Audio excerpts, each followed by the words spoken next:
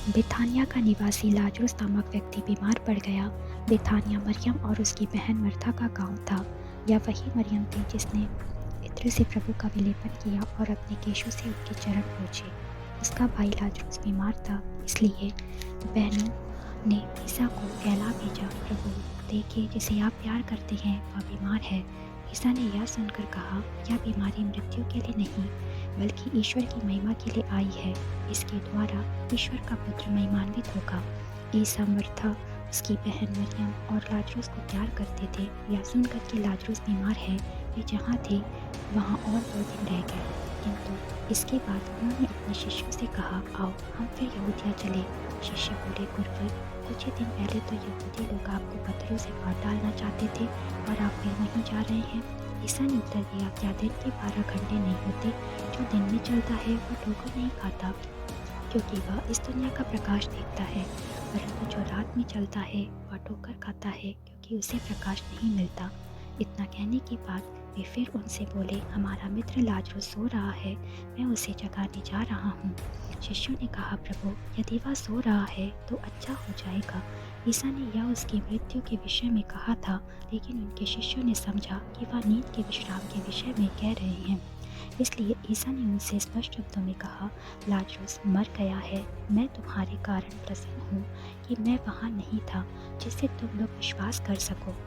आओ हम उसके साथ उसके पास चले। इस पर थॉमस ने, जो यमल कहलाता था, अपने सह शिष्यों से कहा, हम भी चले और इसके साथ मर जाएं।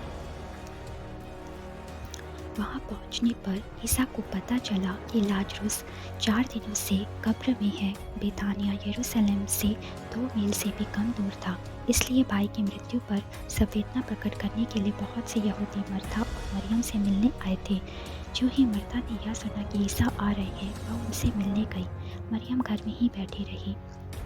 मर्था ने ईसा से कहा, प्रभु यदि आप यहाँ होते तो मेरा भाई नहीं मरता, और मैं जानती कि आप अब भी ईश्वर से जो कुछ मांगेंगे ईश्वर आपको वही प्रदान करेगा। ईसा ने उसी से कहा, तुम्हारा भाई जी उठेगा।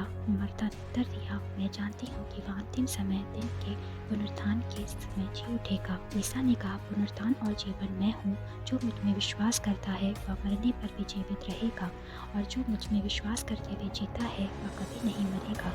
क्या तुम इस बात पर विश्वास करती हो? उसने उत्तर दिया, हाँ प्रभु, मैं दृढ़ विश्वास करती हूँ कि आप वह मसीह ईश्वर के पुत्र हैं। से उससे संसार में आने आ गए हैं, तुमको बुलाते हैं। यह सुनते ही वह उठ खड़ी हुई और ईसा से मिलने गई। ईसा अब तक गाँव नहीं पहुँचे थे, वह उसी स्थान पर थे जहाँ मर्था उनसे मिलनी थी। जो यहूदी लोग संवेदना प्रकट करने के लिए मरियम के साथ घर में थे, वे यह सब देख कर कि वह अचानक उठकर बाहर चली गई उसके पीछे हो लिए, क्योंकि वे समझते थे कि वह कब्र पर रोने जा रही है। मरियम उस जगह पहुंची जहां ईसा थे। उन्हें देखते ही वह उनके चरणों पर गिर पड़ी और बोली, प्रभु यदि आप यहाँ होते तो मेरा भाई नहीं मरता। ईसा उसे और उसके साथ आए हुए यहूदियों को रोते देखकर बहुत व्याकुल हो उठे और आह भरकर बोले, तुम लोगों ने उसे कहाँ रखा है? उन्होंने कहा, प्रभु आइए और देखिए। ईसा रो पड़े। इस पर यहूदियों ने कहा, देखो वे उसे कितना प्यार करते थे। किंतु कुछ लोगों ने कहा, इन्होंने तो अंधे को आंखें दी, क्या वे उसको मृत्यु से नहीं बचा सकते थे? कब्र के पास पहुँचने पर ईसा फिर बहुत व्याकुल उठे। वह एक कब्र एक गुफा थी जिसके मुख पर एक बड़ा पत्थर रखा हुआ था। ईसा ने कहा, पत्थर हटा दो। मर्था की बहन मर्था ने उनसे कहा, प्रभु अब तो दुर्गंध आती होगी, आज 4था दिन है। ईसा ने उसे उत्तर दिया, क्या मैंने तुमसे यह नहीं कहा कि यदि तुम विश्वास करोगी तो ईश्वर की महिमा देखोगी? इस पर लोगों ने पत्थर हटा दिया। ईसा ने आंखें ऊपर उठाकर कहा, पिता मैं तुझे धन्यवाद देता हूँ, तूने मेरी सुन ली है। मैं जानता था कि तू सदा मेरी सुनता है। मैंने आसपास खड़े लोगों के कारण ही ऐसा कहा, जिससे वे विश्वास करें और तूने मुझे भेजा है। इतना कहने के बाद ईसा ने ऊंचे स्वर से पुकारा, लाजरुस बाहर निकल आओ। मृतक बाहर निकला। उसके हाथ और पैर पट्टियों से बंधे हुए थे और उसके मुख पर अंगूछा लपेटा हुआ था। ईसा ने लोगों से कहा, इसके बंधन खोल दो और इसे चलने फिरने दो। जो यहूदी